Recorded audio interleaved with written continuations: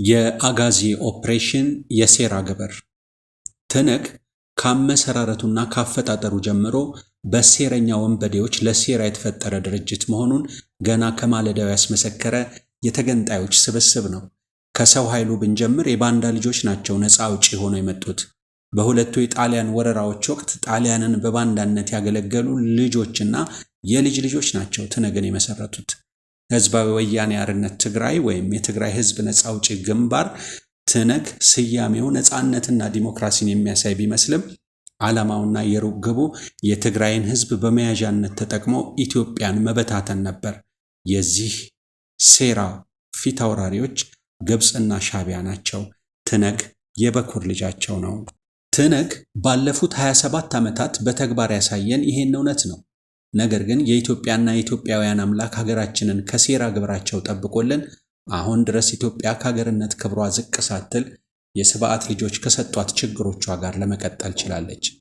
ትነግ በረሃ ያለ ባቀነባበረው ፖለቲካዊ ሴራ በ1976 ዓ.ም ፍጹም ኢትዮጵያዊ ማንነት በወረሳቸው የትግራይ ልጆች ላይ ግፍ ተሰርቷል። በደርግ ዘመነ መንግስት በመቀሌ ከተማ ታስረው ስለነበሩ የትግራይ ተወላጆችና ስለ ወቅቱ የደርግ መንግስትና የኢሰፓ ፓርቲ ሰራተኞች ታሪክ ትውስታችንን በዛሬው ዘገባችን እናጋራቸዋለን።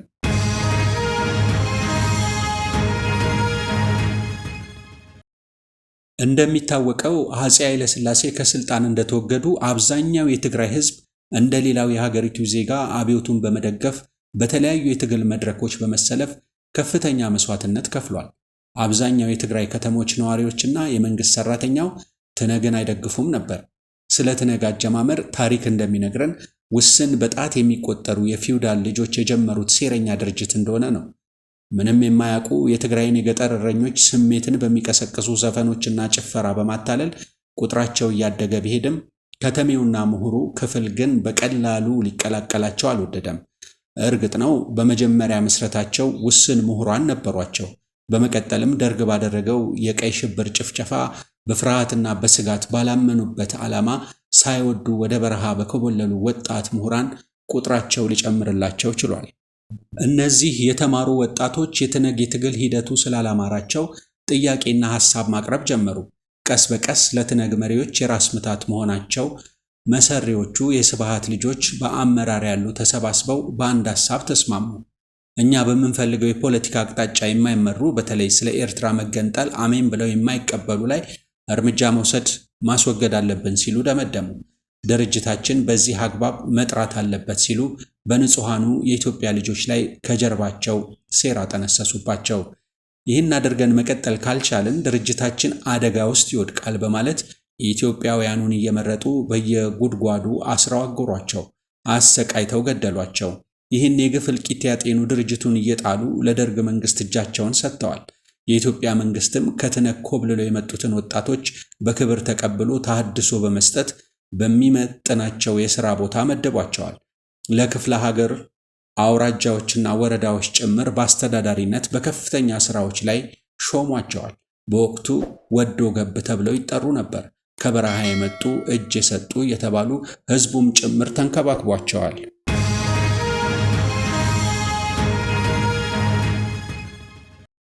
እነዚህ የትግራይ ወዶ ገቦች ትነግን ጥለው እጃቸውን የሰጡ የቀድሞ የትነግ ታጋዮች በራሳቸው ተነሳሽነት ለመንግስት ጥያቄ በማቅረብ ጸረ ወያኔ የሆነ ሽምቅ ተዋጊ አቋቁመው ትነጋለችበት ወደ ተባለ ሸለቆና ተራራ እየተወረወሩ ወንበዴዎቹን መግቢያና መውጫ ነፍገዋቸው ነበር። በዚህ ገድል በተለይ የአምባላጌው ተወላጅ ኃይለ ኪሮስ አሰግድ ይመራው የነበረው ዘንዶ የሚባል ሽምቅ ተዋጊ ትነግን በማሳደድ ያደረገው ተጋድሎ ኢትዮጵያዊ ሁሉ ሊያውቀው የሚገባ ነው። ይህም ብቻ አልነበረም። ልክ እንደ እንደርታው ዘንዶ ሰራዊት ተመሳሳይ የአደረጃጀት ስርዓት በመያዝ በራያና ዘቦ አውራጃዎችም እንዲሁ በወዶ ገቦች መሪነት አዞ የሚባል ጸረ ወያኔ ጠንካራ ሽምቅ ተዋጊ ተቋቁሞ ነበር። ይህ ሰራዊት ከህብረተሰቡ የተውጣጡ ትግርኛ ተናጋሪዎችን ብቻ የያዘ ነበር። ይህ የሆነበት ምክንያት ትነግን አድኖ ለመውጋት ልክ እነሱን መስሎ የሚናገሩትን ቋንቋ ተናግሮ የሚለብሱትን ለብሶና ተመሳሳይ ትጥቅ ታጥቆ የሚወጋቸው ኃይል ያስፈልግ ስለነበር ነው። አብዛኛው ኑሮውን በበረሃ ያደረገ በኢትዮጵያዊነቱ የማይደራደር ከኢትዮጵያ መከላከያ ሰራዊት ጎን የተሰለፈ ሰራዊት በወቅቱ ለኢትዮጵያ በትግራይ ያስፈልጋት ስለነበር ይህ ኃይል በየወረዳው እንዲበዛ ተደርጓል። የትግራይ ጎበዛዝት ይህን ያደርጉ የነበሩት ደርግ አስገድዷቸው አልነበረም። ህወሓትን ተረድተውና አውቀው ከስሩ በወጡ በወዶ ገብና በወዶ ዘማች የትግራይ ልጆች ፈቃድ ነበር የሚፈጸመው። ነገር ግን ይህ የትግራይ ልጆች ኢትዮጵያዊ ተጋድሎ በታሪክ መዝገብ ሳይሰፍር ተሸፍኖ ቆይቷል። ዛሬ ግን እውነት ይዳፈናል እንጂ ጠፍቶ አይቀርም የሚለው ብሂል ሰርቶ ለታሪክ ትውስታ በጣቢያችን ለመነገር በቅቷል። በደርግ ዘመን ትግራይ 8 አውራጃዎች የነበሯት ክፍለ ሀገር ስትሆን ሁሉም በየአካባቢያቸው የየራሳቸው ህዝባዊ ሰራዊት ነበሯቸው። ሌላው ቀርቶ በትግራይ ልጆች የተቋቋሙት ዘንዶና አዞ ሰራዊት የየራሳቸው የኪነት ቡድን ነበሯቸው። የትግራይን ህዝብ በብዙ ቀስቅሰዋል፣ አስተምረዋል፣ አንቅተዋል።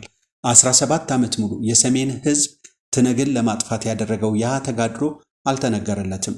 ትነግ በተጋሩ የተመሰረተ ጸረ ህዝብ ድርጅት ቢሆንም ትነግን ለማስወገድ የአዞና የዘንዶ ሰራዊት የከፈለው መስዋዕትነት ቀላል የሚባል አልነበረም። ከመስዋዕትነት ጋር በተገናኘ በ1980 ግንቦት 19 ማይጨውና አካባቢው በተደረገው ጦርነት ያለቀው የአዞ ሰራዊት ቀላል ቁጥር ያለው አይደለም። ለእናት ሀገሩ ክብር ሲል እንደ ቅጠል ነው የረገፈው። ያኔ መንግስት ሰራተኛው ሳይቀር ነበር ወደ ውጊያ መስመር የገባው። ለትነግ እጅ አንሰጥም ብለው ሽጉጣቸውን በማውጣት ራሳቸውን የገደሉ የትግራይ ጀግኖች በዋዛ የሚረሱ አይደሉም። እነዚያን የአፄ ዮሐንስና የራስ አሉላ አባነጋ ግርፎች፣ ጀግና ወንድሞቻችን ገደል ለአንድ አፍታ ልንዘነጋው የሚገባ አይደለም። በትግራይ ተራሮች መካከል ከሚወዷት ምድር ላይ በጀግንነት ወድቀው ኢትዮጵያ ሆነው ቀርተዋል። እነዚያን የትግራይ ኮበሌዎች በፍጹም ሊረሱ አይችሉም።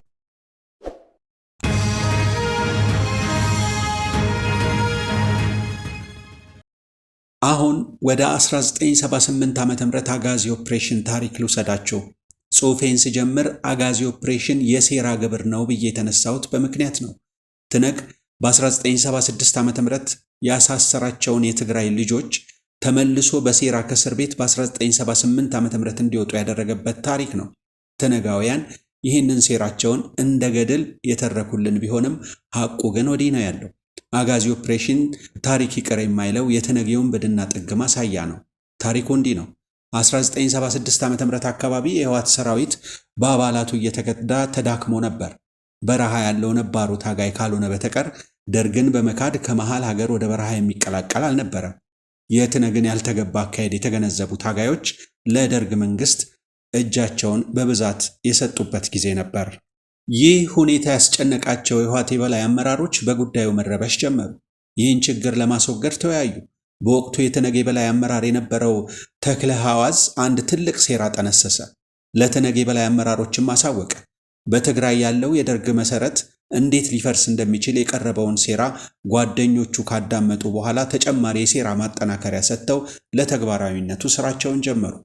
ውይይታቸውን ሲደመድሙ ማሳረጊያቸው ለኛ ትልቅ ስጋት የሆኑብን የኛ ሰዎች ማለትም ትግሬዎች ናቸው በሚል ተስማሙ።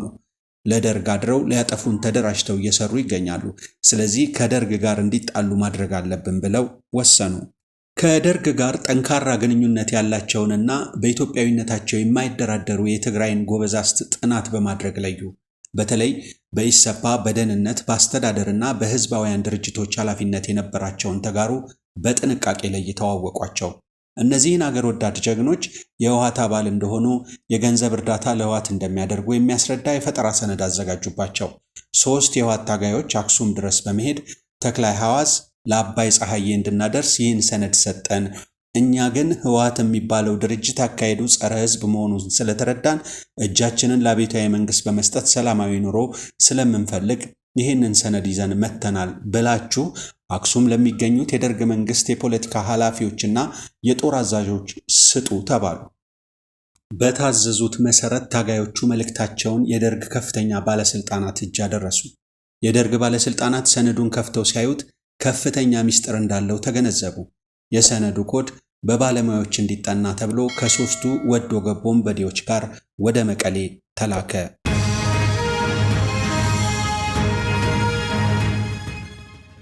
ትነጎች የሰነዱ ኮድ በቀላሉ እንዲፈታ አድርገው ስላዘጋጁት ለትነግ የገንዘብና የሚስጥር እገዛ የሚያደርጉ ተብለው በሴራ ስማቸው ተጠንቶ የተካተቱ አገር ወዳድ ተጋሩ ስም ዝርዝር ታወቀ። የደርግ ባለስልጣናት ተሸወዱ። ግራ ቀኝ ሳያዩ እርምጃ መውሰድ ጀመሩ። የትግራይ ተወላጅ የነበሩ የኢሰፓ አመራሮች ሁሉም ወያኔዎች ናቸው ተብሎ ተደመደመ። የስርዓቱ ቀኝ እጆች ሆነው ያገለገሉ፣ በኢትዮጵያዊነታቸው የማይደራደሩ በሙሉ በጦር መኮንኖች እየታደኑ እየተደበደቡ መቀሌ ከርቸሌ እንዲታጎሩ ተደረገ። የተመረመሩባቸው ማሰቃያዎች ዘግናኞች ነበሩ። መፈጠርን የሚያስጠላ ዱላ የበዛበት ነበር። እነዚያ ጀግና ኢትዮጵያዊ ተጋሮች ከመሰቃየታቸው ብዛት የተነሳ ያልሰሩትን እንደሰሩ በማመን የማረጋገጫ ፊርማቸውን ሰጡ። ትግራዋይ ፖለቲከኞች እንዳሉ ወደ እስር ቤት ተጋዙ። ከእስር ውጭ ያሉ ጎበዝ ሀገር ወዳድ የትግራይ ልጆች በሙሉ እርስ በርሳቸው እንዳይተማመኑ ተደረገ። ትነግ ድርጅቱን ለማጠናከር እንዲህ ያሉ ሴራዎችን በትግራይ ልጆች ላይ ፈጽሟል። በትነግና ደጋፊዎቿ ብዙ የተወራለት ፊልም የተሰራለት የተዘፈነበትና የተፎከረበት የአጋዚ ኦፕሬሽን ሀቅ ይሄ ነው። ትነግ አስፈላጊ ሆኖ ካገኘው የገዛ ጓደኞቹን አሳልፎ ይሰጣል። በሐሰት ውንጀላ ያሳስራል፣ ያስረሽናል። በዚህ ወቅት የተጋሩ ወጣት ሀገር ወዳዶች በገንጣዮቹ ሴራ ከሁለት ያጡ ሆነው ያለ ስራቸው በሐሰት ተወንጅለው ለስር ተዳረጉ፣ ተፈረደባቸው። በቅርብ ጊዜ ሞንጆሪኖ የተናገረችው ብዙ ሰው የተገረመበት አንድ ሀቅ አለ። በ2013ቱ ጦርነት በትግራይ 26,000 ቁስለኞች ነበሩ። እነርሱ ጠላት የሚሉት የኢትዮጵያ መንግስት እየገፋ ሲመጣባቸው መቀሌን ጥለን እንውጣ ሲባባሉ ቁስለኞቹን ምን እናድርጋቸው? የፒፒ ሰራዊት ሊገላቸው ይችላል የሚል ጥያቄ ተነሳ። እንደምንም ብለን እኛ ጋር እንውሰዳቸው ወይም እነሱ የሚሆኑበት እንሆን የሚል ሐሳብ ከተወያዮች ቀረበ። በዚህ ጊዜ ሞንጆሪኖ የጭካኔ ሐሳብ ሰጠች። ትንሽ መንቀሳቀስ የሚችሉት እየተንፏቀቁም ቢሆን ወደ የቤተሰቦቻቸው ይሄዱ፣ የማይችሉት ደግሞ እዚያው ይሁኑ። ይሄ ሊያስጨንቀን አይገባም። እንደውም ለእኛ መልካም ዕድል ይፈጥርልናል። የፒፒ መንግስት ከገደላቸው ለፕሮፓጋንዳ ይመቸናል። ውጊያችንና ፖለቲካችን ተቀባይነት ያገኛል ስትል ደም መጣጭ ሐሳብ ሰጠች። የትነግንም የጭካኔ ጥግ እዚህ ድረስ መሆኑን አስመለከተች። ብዙ ሰው በንግግሯ ተገረመ። ነገር ግን አብዛኛው ኢትዮጵያዊ ትነጎች እንዲህ ያለውን የጭካኔ ተግባር ከበረሃ እስከ ንግስናቸው ማብቂያ ደጋግመው ሲፈጽሙት ስለመኖራቸው ማወቁን እጠራጠራለሁ። ዛሬም እዚያው መሆናቸውን ሞንጆሪኖ አስታውሳናለች።